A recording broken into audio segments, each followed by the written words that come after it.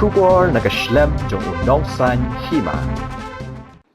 Before we conclude the sitting of the House, I would like to make a statement. After I have examined the proceedings of the minutes of the House,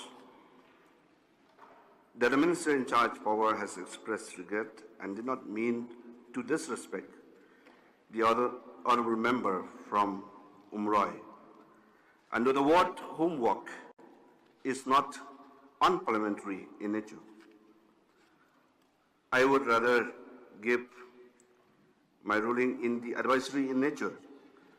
As reputed and honourable members of this House, I would sincerely request all of you to please maintain and ensure that respect to each other is being maintained at all times.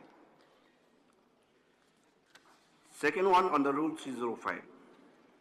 Some strong unparliamentary words used by the member of this House, Saleng, will be expunged from the proceeding of the House, as suggested by the Deputy Chief Minister in charge of Parliamentary Affairs.